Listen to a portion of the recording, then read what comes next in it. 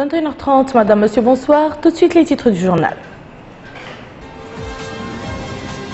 Notre pays célèbre aujourd'hui la journée nationale de lutte contre les séquelles de l'esclavage.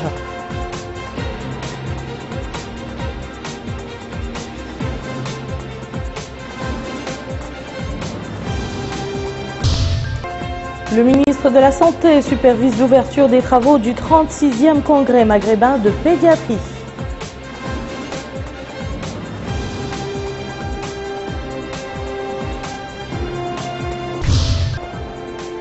La ministre de la Culture et de l'Artisanat donne le coup d'envoi à Nouakchott de la 2e édition du championnat de tir à la cible.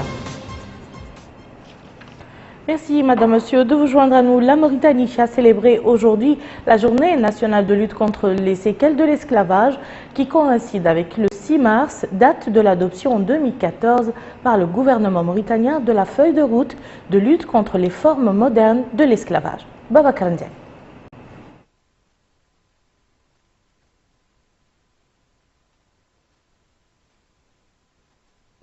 Il y a un an, jour pour jour, le gouvernement a adopté une feuille de route pour lutter contre les séquelles de l'esclavage.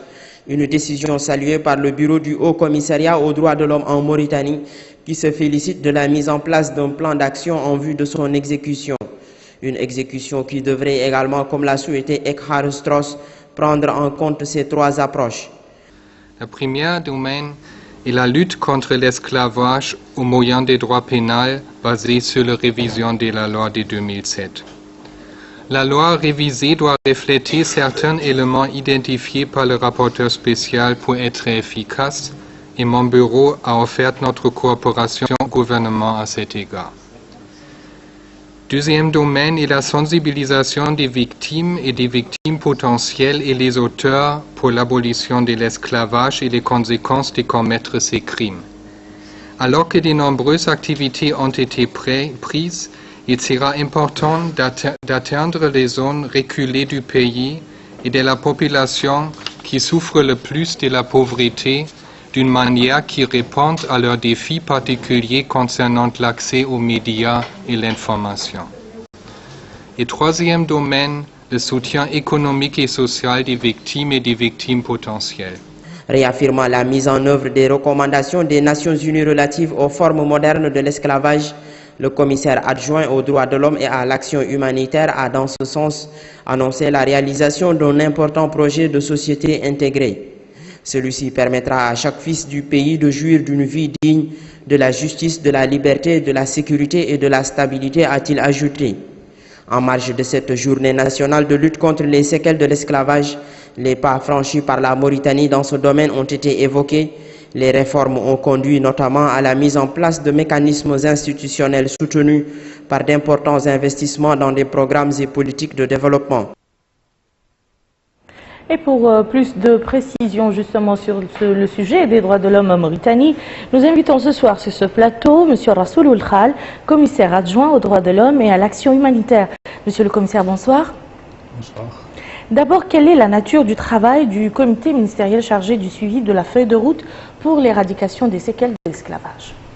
Je remercie d'abord la chaîne El Mauritania pour l'occasion qui m'est offerte d'évoquer avec vous la situation des droits de l'homme en général et la problématique de la lutte contre les séquelles de l'esclavage en particulier. Avant de répondre à votre question, je voudrais rappeler l'importance qu'accorde le président de la République, son Excellence M. Mohamed Ould Abdelaziz, à la promotion et à la protection des droits de l'homme en général et à la lutte contre les séquelles de l'esclavage. Cette volonté politique est concrétisée par le gouvernement de son Excellence le Premier ministre M. Yahya Ould Haddamin qui, dès son accession, dès sa nomination, a consacré la première réunion ministérielle à la feuille de route pour l'éradication des séquelles des formes contemporaines de l'esclavage. Pour répondre à votre question, comme vous l'avez annoncé dans votre reportage, un comité ministériel a été créé pour mettre en œuvre les recommandations des 29 recommandations de la feuille de route. Et ce comité est présidé par le Premier ministre. Il a été aussi créé un comité technique chargé de suivre les décisions prises par le comité ministériel. Ce comité technique est composé, outre les représentants des départements ministériels concernés, par un représentant de la Commission nationale des droits de l'homme, un représentant du bureau du Haut Commissariat pour les droits de l'homme et les organisations non gouvernementales. D'accord. Et quelles sont les réalisations déjà accomplies en matière de lutte contre les séquelles de l'esclavage? On peut citer quelques axes, parmi lesquels le renforcement de l'arsenal juridique. Vous savez qu'à travers l'adoption des amendements conditionnels, l'esclavage est érigé en crime contre l'humanité. Il y a également aussi la création d'une cour spéciale en charge de réprimer les crimes contre l'esclavage. De même aussi qu'il a été récemment édité une édition spéciale du journal officiel exclusivement consacrée aux ratifications promulguées par la Mauritanie en matière de droits de l'homme. Il y a encore d'autres axes qui ont été réalisés. Dans le domaine des infrastructures, l'agence Tadamoun a construit des écoles, des mosquées et des centres de santé dans les zones affectées par les séquelles de l'esclavage. On peut aussi citer le rapprochement de l'éducation dans les zones qui ont été affectées par les séquelles de l'esclavage. Ce n'est pas par hasard d'ailleurs que le ministre de l'Éducation nationale a annoncé l'ouverture de l'année scolaire 2014-2015 à partir de la ville Borat où il y a une forte prévalence de la pauvreté et où plusieurs personnes sont affectées par les séquelles de l'esclavage.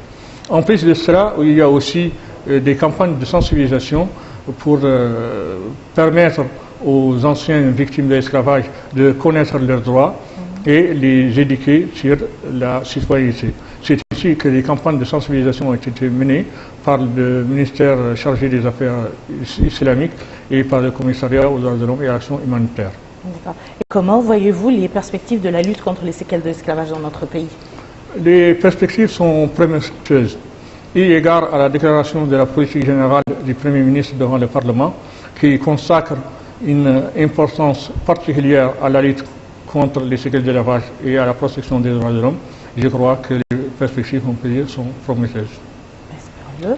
Monsieur Rasouloul Khal, commissaire adjoint aux droits de l'homme et à l'action humanitaire, merci beaucoup d'avoir répondu à nos questions. Ouverture aujourd'hui à Nouakchott des travaux du 36e congrès maghrébin de pédiatrie, synchronisé avec ceux du 12e congrès de la Société mauritanienne de pédiatrie, supervisé par le ministre de la Santé. L'ouverture de cette rencontre a connu la participation de plus de 90 pédiatres issus du Maroc, de l'Algérie, de la Mauritanie, de la Tunisie, de la Libye, du Mali, du Sénégal et de la France. Le point avec Abdoul Adamaba. Les participants discuteront pendant ces 2 jours divers sujets liés à la santé des enfants, en particulier ceux vivant avec le VIH, la malnutrition, etc. Cette 36e conférence des spécialistes en pédiatrie des pays du Maghreb constitue une opportunité d'échange d'expériences et d'expertise entre les professionnels de ce secteur évoluant dans les différents pays du Maghreb et dans d'autres pays comme la France, le Sénégal et le Mali. Le ministre de la Santé, M. Ahmedoul Hadamine Ouljelvoun, a donné le coup d'envoi de ce forum scientifique. Cette rencontre, qui a une dimension régionale, prouve selon M. le ministre que la santé publique et la recherche scientifique sont des priorités dans les politiques nationales. Il a en outre souligné que ce secteur a une place importante dans le programme électoral du président de la République. Cette conférence, la 3e du genre à se tenir en terre mauritanienne, abordera les problèmes qui nous sont chers au Maghreb en termes de santé publique, puisque nous allons parler beaucoup de pathologies infectieuses et nous allons parler également de plusieurs pathologies qui sont prévalentes. Il est plus que jamais nécessaire de développer la pédiatrie. Je suis heureux qu'on le fasse ensemble et je pense que ces rencontres sont d'une extrême importance pour le Maghreb, car notre futur se joue et nous devons l'aider pour qu'il soit et s'accomplisse dans les meilleures conditions. Nous avons 24 000 handicapés que nous mettons dans la société chaque année au Maroc avec tous les efforts que nous essayons de fournir par la néonatologie. Nous savons que des pyélonéphrite qui sont des pathologies qui sont banales peuvent engendrer des dialyses 2 fois par semaine, et tout ça pour des pays comme les nôtres, ça pèse sur et l'économie et le futur de nos pays. Le fait que ce congrès soit sous l'égide de M. le Président mauritanien, ça montre tout l'intérêt que l'autorité mauritanienne attache à la santé de l'enfant. Je peux que me réjouir de l'organisation, du niveau d'évolution scientifique, des communications et des travaux. Et tout à l'heure, j'étais dans la salle, la première séance, vraiment, je l'ai dit à des collègues qui étaient à côté de moi, on voit la progression de la pédiatrie mauritanienne et de la pédiatrie maghrébine de façon générale, mais il faut qu'on s'accompagne et qu'on s'entraide les uns mutuellement. Pour sa part, Isser Mouboul Khalife, président de l'Association mauritanienne de pédiatrie, il a axé son intervention sur l'importance de ces rencontres qui, selon lui, aura un impact considérable sur le secteur de la pédiatrie dans notre pays. Cette cérémonie s'est déroulée en présence du ministre délégué auprès du ministre des Affaires étrangères en charge des affaires maghrébines et africaines et des Mauritaniens de l'étranger, du doyen de la faculté de médecine et des représentants de l'OMS et de l'UNICEF dans notre pays. La ministre de la Culture et de l'Artisanat a supervisé hier soir le coup d'envoi à Nouakchott de la 2e édition du championnat de tir à la cible. C'était en présence du wali de Nouakchott Nord, de la présidente de la communauté urbaine de Nouakchott, ainsi que des équipes en compétition venues des différentes wilayas du pays. Melika Narli nous en dit plus. C'est par ce tir qu'ont été lancés les éliminatoires de la 2e édition du tir à la cible pour le wilaya organisé par l'Union des fédérations de tir à la cible qui ont démarré jeudi soir à Nouakchott. Participent à ces éliminatoires qui durent 4 jours, 13 équipes représentant la majeure partie des wilayas du pays, en plus de l'équipe El Verdi et celle de la sécurité routière. Dans une allocution prononcée à la circonstance, la ministre de la Culture et de l'Artisanat, Mme Hindou Mtaïnina, s'est déclarée réjouie de présider le démarrage de ces éliminatoires qui se caractérisent par la remise de prix à des champions qui ont joué un rôle important dans le développement du tir à la cible. Elle a ajouté que ces championnats, même s'ils reposent essentiellement sur l'émulation positive, peuvent comporter en outre un programme culturel mettant en relief les traditions liées au sport, ce qui, dit-elle, enrichira le paysage culturel et la revalorisation du patrimoine culturel mauritanien extrêmement riche. L'importance du tir à la cible dans la sauvegarde du patrimoine culturel et dans les retombées financières dans les zones où sont organisés ce sport figure au nombre des facteurs pour lesquels l'Union des fédérations mauritaniennes de tir à la cible organise en temps voulu ces joutes sportives. Le président de l'Union des fédérations mauritaniennes de tir à la cible, M. Mohamed Salim Ali Val, a rendu hommage à l'appui accordé par les pouvoirs publics aux efforts de l'Union de tir à la cible pour la promotion de ce sport. Il a notamment cité à ce sujet les départements de la Défense nationale et de la Culture et de l'Artisanat. Il a souligné que ces éliminatoires ont été organisés en un temps record. Ces joutes, dit-il, sont une partie intégrante des traditions populaires, contribuant ainsi à la préservation du patrimoine culturel mauritanien. Le bureau exécutif s'est engagé à assurer ces jeux sportifs dans les délais impartis. Le trophée aux éliminatoires de cette 2e édition du tir à la cible porte le nom du tireur Feu Sidi Mahmoud Oulbabana, en reconnaissance de son engagement dans cette discipline sportive. L'organisation de ces joutes relève de la volonté de ses adhérents de transmettre aux jeunes générations les valeurs de patience, d'habileté et l'esprit de fair-play qui caractérisent ce sport. Les citoyens se plaignent de la qualité des médicaments qui leur sont vendus, qu'ils accusent d'être contrefaits ou périmés. Dans ce cadre, les autorités publiques ont lancé une vaste campagne visant à assainir le marché des médicaments, campagne accompagnée du reste par l'organisation de l'opération d'importation et de vente des médicaments. Boubacar Baylabah. Des dizaines de tonnes de faux médicaments sont en circulation en Mauritanie. Ce phénomène prend aujourd'hui des proportions inquiétantes et cela engendre un réel problème de santé publique. Pour les professionnels, le faux médicament est un médicament frelaté, mal fabriqué, mal étiqueté, où il n'y a pas de principe actif. Dans le pire des cas, il peut entraîner la mort de son consommateur. Ces faux médicaments constituent donc de vrais poisons et les pouvoirs publics restent intraitables concernant les médicaments dits sensibles. Depuis 2 ans, l'importation de certains médicaments ont été confiés à la centrale d'une façon exclusive à la centrale d'achat des médicaments, à savoir les antibiotiques, les psychotropes, les stupéfiants et l'insuline. Le gouvernement a pris la décision irrévocable de centraliser cette importation au niveau de la CAMEC. Ceci. Les faux médicaments ont envahi tous les circuits, marchés, rues. En Mauritanie, la distribution des médicaments est assurée par la CAMEC.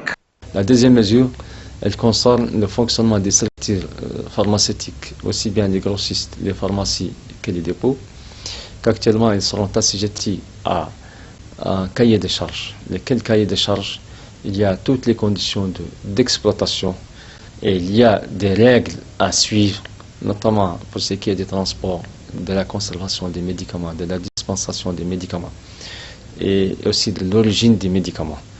Toute structure n'ayant pas respecté à la lettre ce cahier de charges se verra soumise à un retrait pur et simple de l'autorisation. Et les citoyens dans tout ça, ne sont-ils pas les responsables et les principales victimes des faux médicaments? Si le citoyen lui-même ne se voit pas concerné, c'est lui le premier concerné, s'il ne s'approprie pas toutes ces mesures et s'il ne coopère pas, toutes ces mesures auront un impact limité. En fait, le circuit hygiène est le plus garanti, c'est que le malade, le patient quand il tombe malade, il doit aller dans une structure sanitaire et se voir et voir un médecin ou l'infirmier. Et à la prescription du médicament, il doit se le faire délivrer dans une structure habilitée, soit une pharmacie ou un dépôt. La santé, c'est ce que l'on a de plus cher. Et quand on la néglige au profit de la facilité, alors c'est la porte ouverte à toutes sortes de maladies. L'Association du développement des ressources humaines a organisé hier soir un colloque scientifique visant à mettre en exergue l'importance de l'unité nationale et le renforcement de la cohésion sociale. Ce colloque a été animé par un panel d'intellectuels et de professeurs d'université en présence d'un public nombreux. Ainsi prend fin ce journal. Je vous en rappelle les principales informations. Notre pays célèbre aujourd'hui la journée nationale de lutte contre les séquelles de l'esclavage.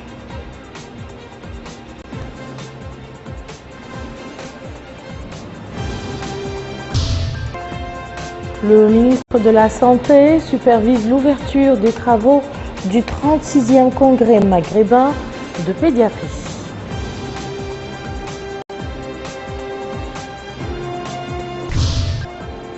La ministre de la Culture et de l'Artisanat donne le coup d'envoi à Nouakchott de la 2e édition du championnat de tir à la cible. Merci Madame, Monsieur de nous avoir suivis. Passez un excellent week-end et à très bientôt, Inch'Allah.